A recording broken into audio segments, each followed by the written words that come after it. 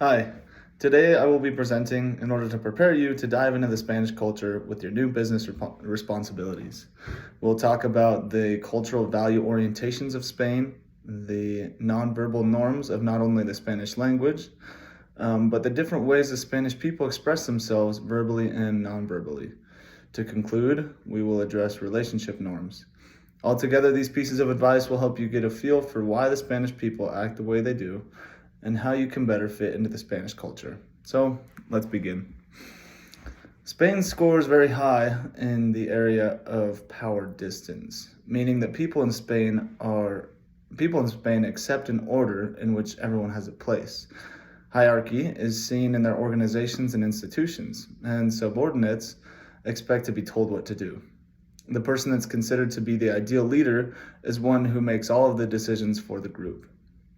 Spain is often regarded as a collectivist society, where people worry more about the collective group than the individual.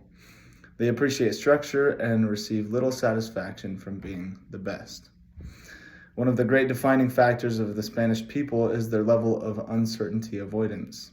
A study from culturalatlas.com showed that 75% of young Spanish people want to work in a civil service job, whereas in the USA, only 17% of young people would like it. They prefer civil service jobs to avoid risk and obtain security. In Spain, people tend to live in the moment. Spanish people have a short-term orientation. This means that they do not have a great deal of concern for the future and that they are focused on very quick results. They follow social norms and rarely seek to make changes to improve the future. Now we will discuss some of the verbal communication norms of the Spanish people. Culturalatlas.com gives great insight into how the Spanish people communicate both verbally and non-verbally. To begin, Spaniards communicate openly and are comfortable displaying emotion. They provide honest answers to questions and usually leave interactions having voiced their opinions without feeling like they have offended anyone. The Spanish language also differs from English in the way that requests are made. In Spain, a person might ask for a cup of coffee by saying, "Give me a cup of coffee, please." Whereas in the United States, the same request would be made by saying, "Could I please have a cup of coffee?" In Spanish, different words are used in different levels of uncertainty or in different levels of conversation formality. In polite, formal speech, a person would address someone in the form of you, known as usted. Historically, usted was used to indicate social distance between more respected and less respected individuals. But today, however, it is uncommon in daily conversation in Spain. Most Spaniards use the form tú as a form of you. In Spain, phrases that Americans consider to be courteous and polite, such as thank you and please, are used, but can also be seen as rude or excessive if used too much. Additionally, Spaniards often consider silence or lulls in conversation as a negative reflection on their relationship with the person they're interacting with. Hence, Spaniards are talkative and feel a responsibility to fill gaps in a conversation.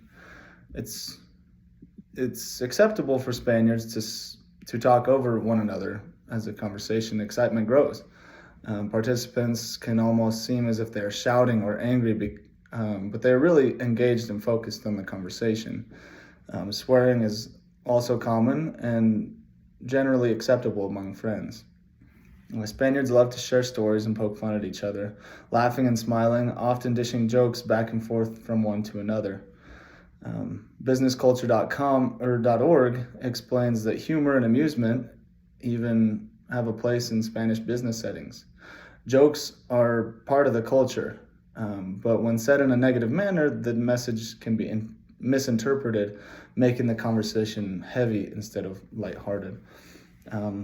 Just make sure to read the setting and say jokes only as they feel appropriate.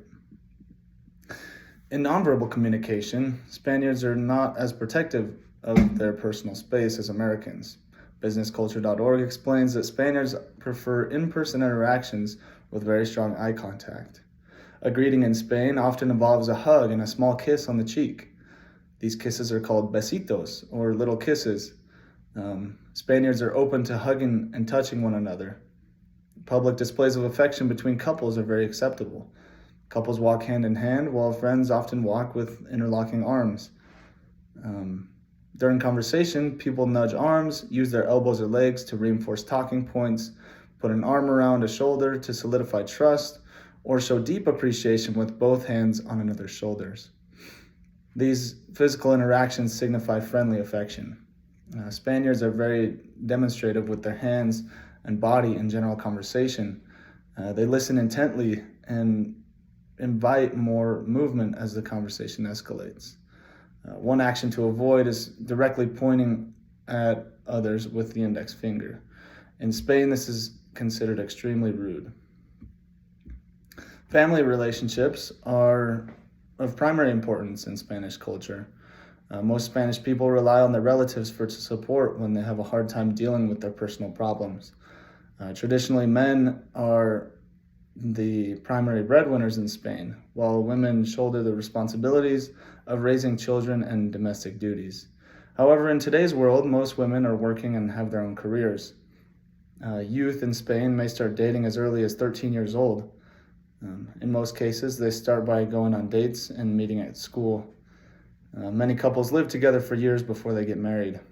Another trend that has emerged is the increasing number of couples opting to marry in civil ceremonies instead of religious ones. Successful communication and mutual understanding will come as you strive to be aware and careful in your relations with those of the Spanish culture. However, this is a lot to remember, and if you find yourself offending someone or lacking understanding, be quick to apologize and ask people questions to deepen your relationship. Overall, the key to successful communication and understanding will come as you grow to respect and admire the Spanish culture.